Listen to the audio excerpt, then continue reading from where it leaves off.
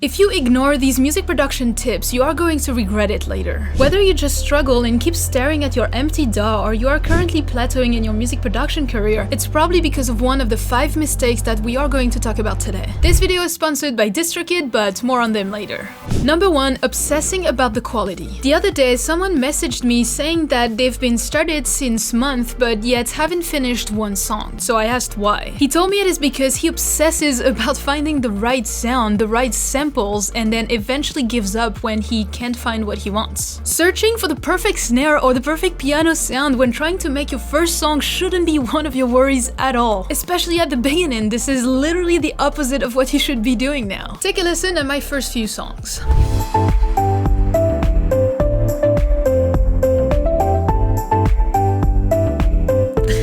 They weren't really good, they didn't sound professional, they didn't have the right sounds. But I didn't care. It is because I finished them one by one from start to finish that I was able to get better and to, over time, make music that's sounding more professional. Here's something you can do. Focus on improving one thing for every song you make. Next track, focus on mixing your piano to sound better. The one after that, focus on layering techniques to make your song fuller. Your song sounds fuller. To make your song sounds fuller. Let me ask you a question. Do you think you can succeed without ever finishing songs? I don't think so. So instead of obsessing about making the perfect track, become obsessed with getting 1% better with every song. Speaking about finishing song, the second mistake that is holding you back in your career is to keep your songs for yourself and never releasing them to the world. People want to hear your music, fans want to find you. I started releasing my song as soon as the very first one.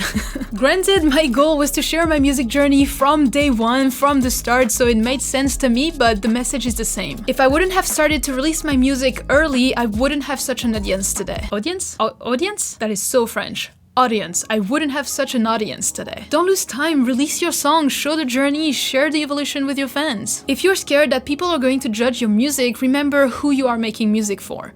You are not making music for other music producers, you are making music for people that have no knowledge whatsoever in music. So as long as your song is in the right key and doesn't hurt their ears, don't worry, they will never be able to tell the difference in the technical side. To this day, there are still people enjoying my first song, which is completely crazy to me because it's not good. But hey, if they're happy, I'm happy. As I was saying, I have been releasing music since day one, and since day one, I have only been using DistroKid. DistroKid is my favorite music distributor out there for a few reasons. 1, I've been using it for 3 years, never had any issues, and I love how they keep improving it and releasing new cool features. Number 2, when uploading your song, it is very easy and intuitive.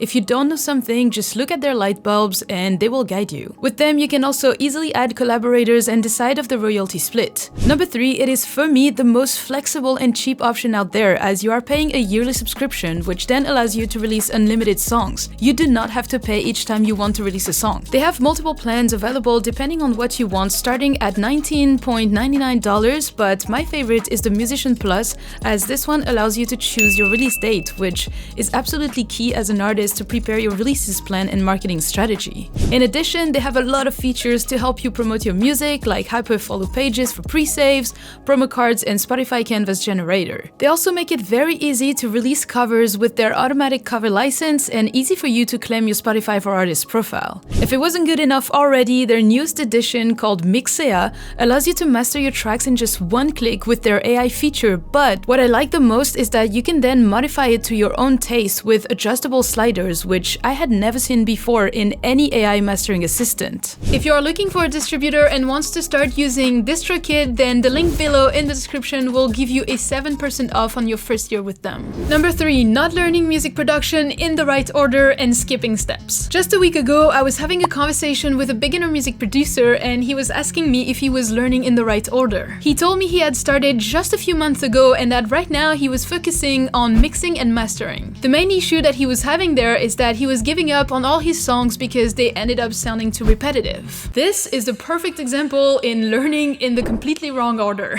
Before you start focusing on the technical details, you need to learn what makes a great song, how to capture someone's attention with your song, and how to share emotion, a story. No one ever said, "Hey, I love this song, listen to it, it has a great mix."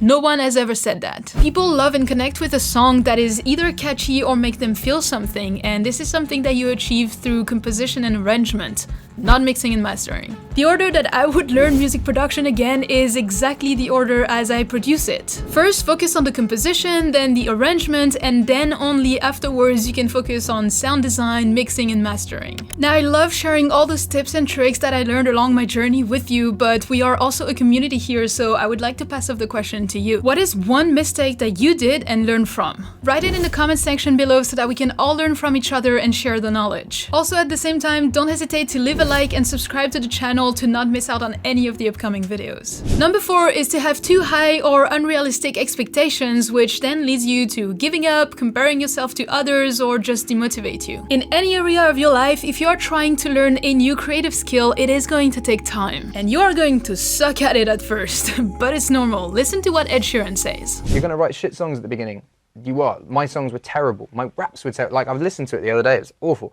But I got it out of me, and the more and more you write, the more and more you experience, and songs start getting better and better and better. And when you're on a good streak, you're writing good songs now, and then you're gonna write a shit song, and that song is out of you and you can move on. To give you another example, if you've been subscribed to the channel for a while, you probably heard me talk already about following from start to finish tutorials when trying to make your first song. In order to do so, I advise you to watch the video, then pause it, then doing it on your own in your DAW, and then continue watching the video. And this process takes time. When I did my first song using this very specific technique, it took me 2 weeks working on it 2 to 3 hours every single day. I know we live in a world where success feels like achievable in 5 minutes because of everything we see on social media, but not on this channel. On this channel, I want to show you the real journey and what it really takes to actually produce songs from start to finish, and this is how long it took me to do my first song. Not just a couple of days, so lower your expectations and get ready to play the long game.